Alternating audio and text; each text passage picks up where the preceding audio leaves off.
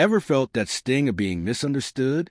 That moment when someone judges you, not for who you are, but for what they think they see? It cuts deep, doesn't it? Like a silent wound that festers inside.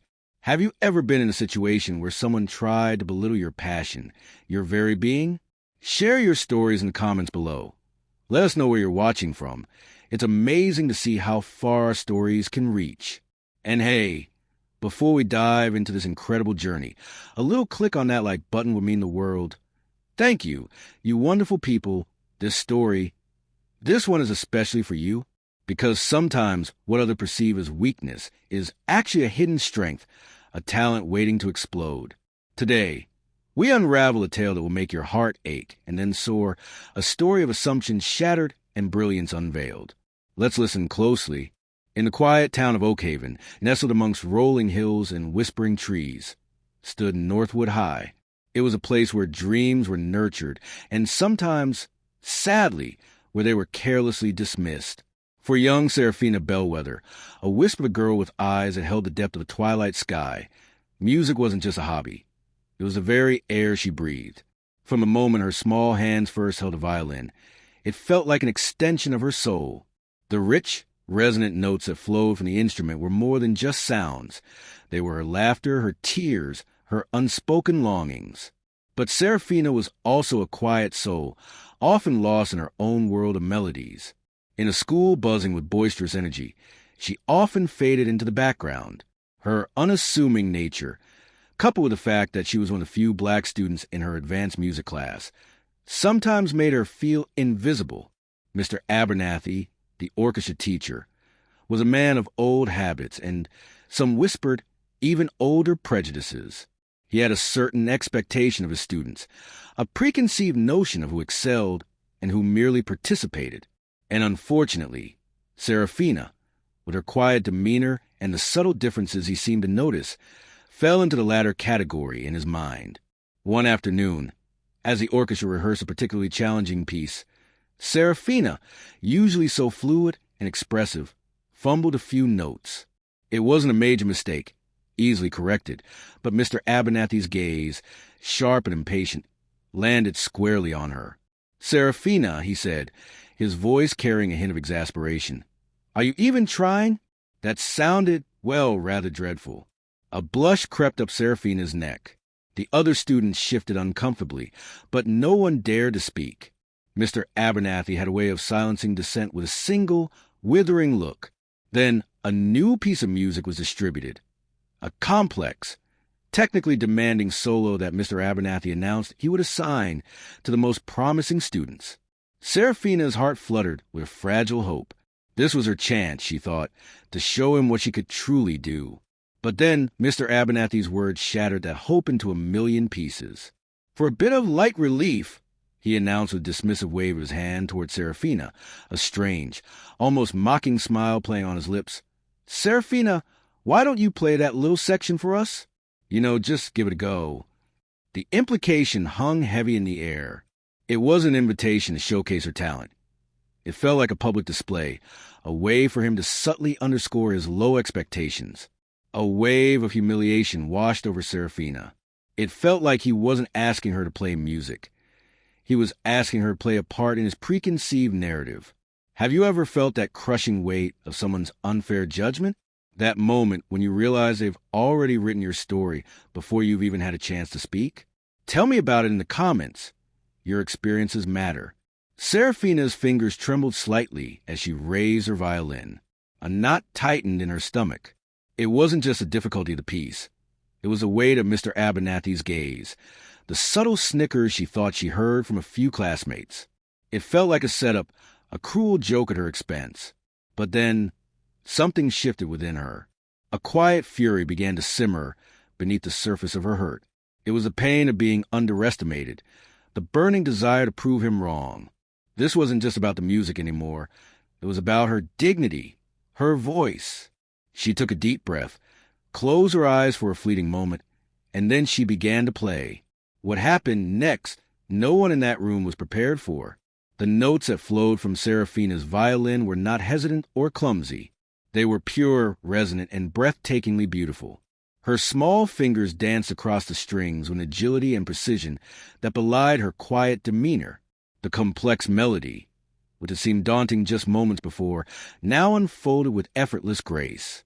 It was as if a dam had burst within her, releasing a torrent of musicality that had been silently building for years. Each note was imbued with emotion, the longing in the lower registers, the soaring joy in the high notes, the intricate passages delivered with maturity that seemed far beyond her years. The room fell silent. Even the students who had snickered just moments before were now stunned into awed silence. Mr. Abernathy's smile vanished, replaced by a look of utter disbelief. His eyes, which had held such dismissiveness, now widened with a dawning something. Was it realization? Regret? Perhaps even a flicker of shame? Seraphina played on, lost in the music, oblivious to the stunned faces around her.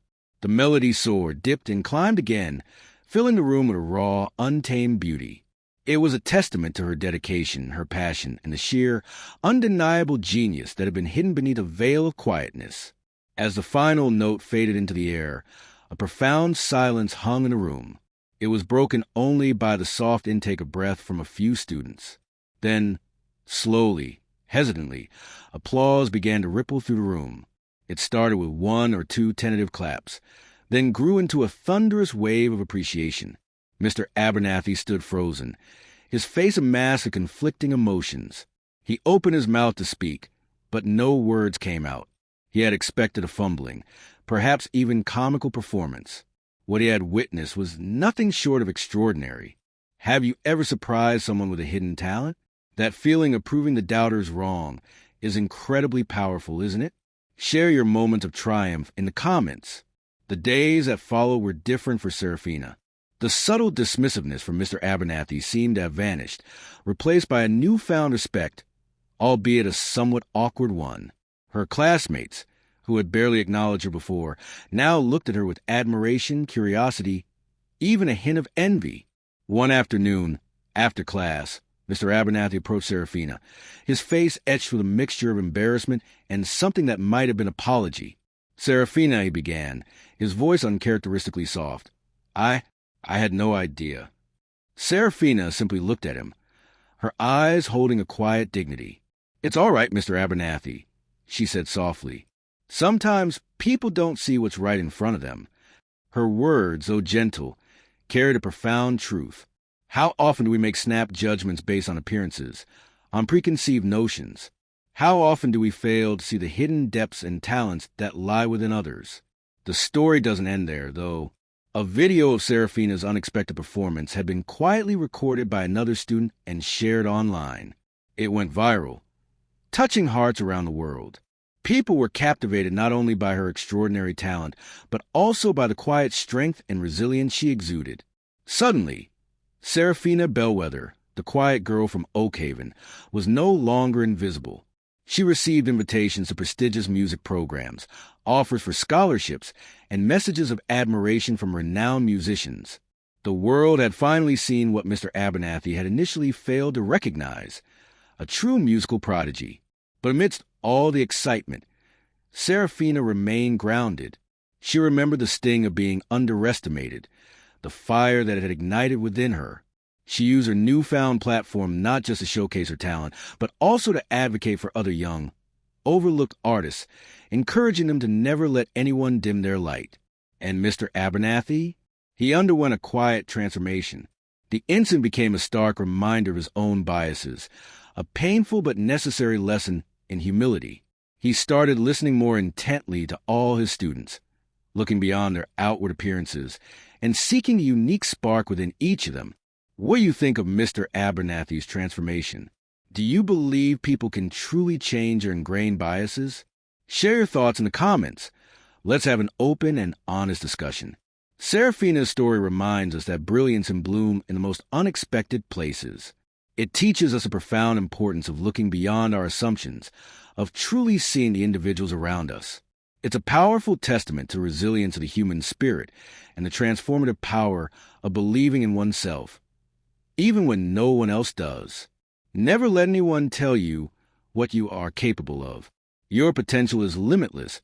Your voice deserves to be heard, and your unique brilliance, it deserves to shine. What resonated most with you in Seraphina's journey? What lessons did you take away? Share your thoughts in the comments below. And if this story touched your heart, please give it a like and share it with someone who might need to hear it today. Thank you for being here, for listening, and for being a part of this community. Remember, every single one of you has a unique melody within you waiting to be played.